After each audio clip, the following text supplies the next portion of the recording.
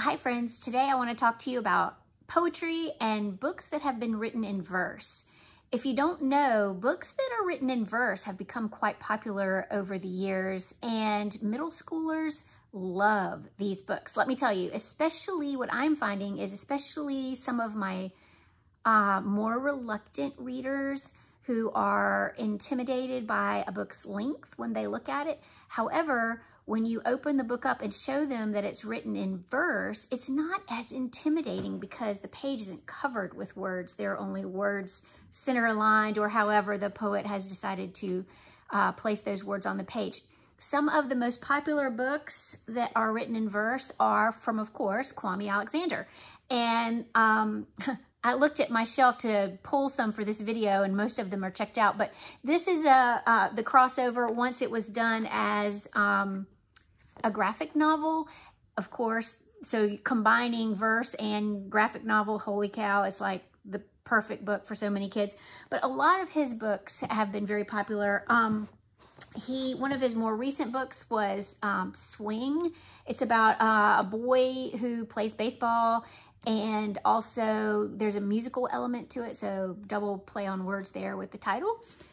Other popular books written in verse, we have House Arrest, Hate That Cat, and if you haven't read this one yet, this one's fantastic. This is by Jacqueline Woodson, Before the Ever After. It's told from a boy's point of view, and his dad was an NFL player. I may have talked about this in another video. His dad is a famous NFL player, but his dad is retired now and dealing with the aftermath of so many concussions and watching his dad's mental health decline.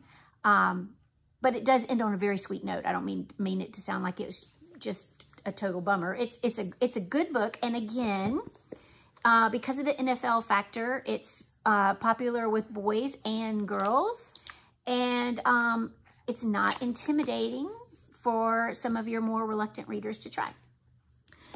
Now, I also want to mention that Starfish, which I talked about in another video, is also written in verse.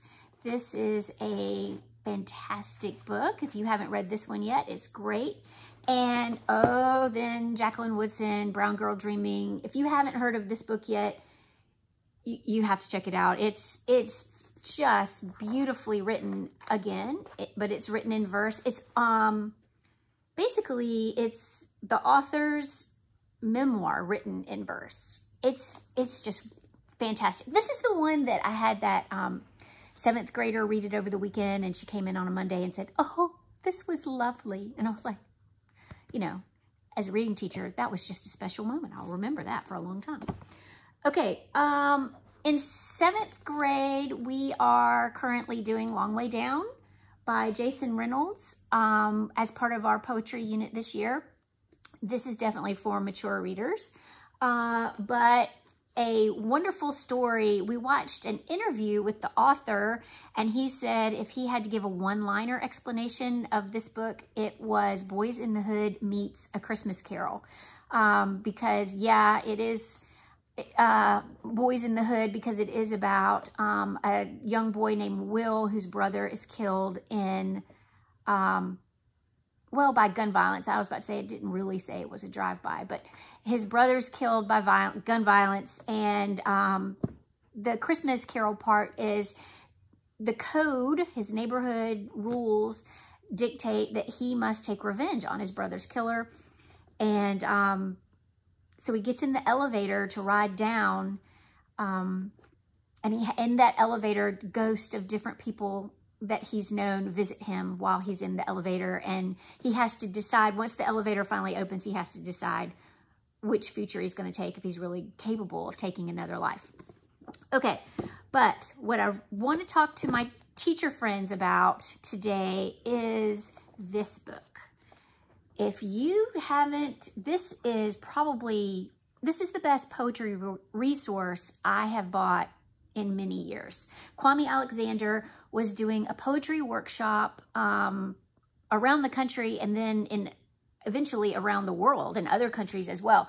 And he has written this step-by-step guide to teaching poetry to upper elementary, middle school I mean, really any age, students, and you can adapt it to the age you're teaching.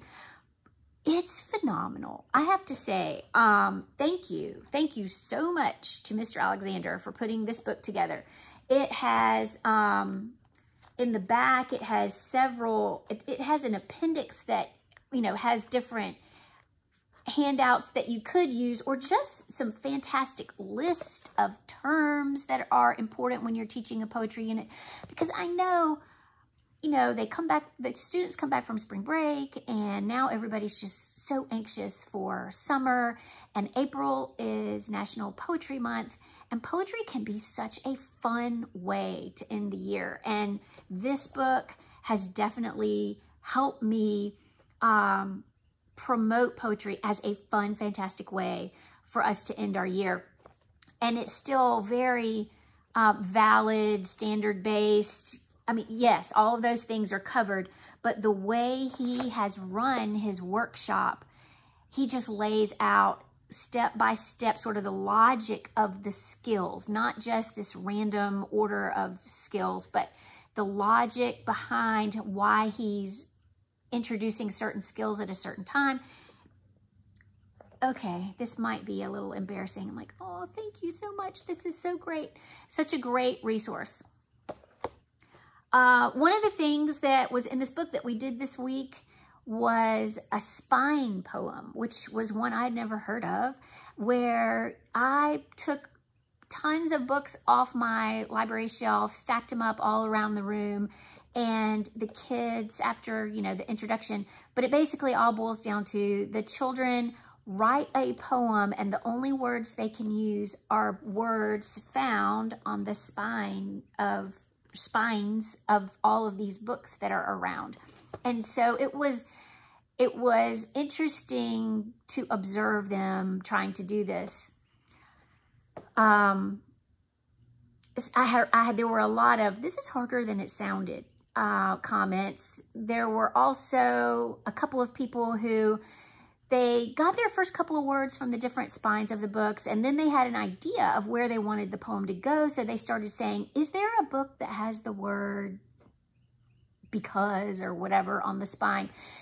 And, you know, we eventually had to have a talk about it's so much easier to go to the books and find words that you think are interesting and then try to put them in some kind of poetic form that makes sense to you.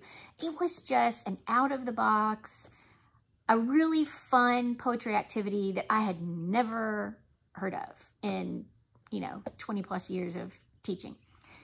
Anyway, yeah, it's Sunday and I need to go home. I just thought I would make a video while I was up here at school, and before we start next week, I hope you all have a great rest of your weekend.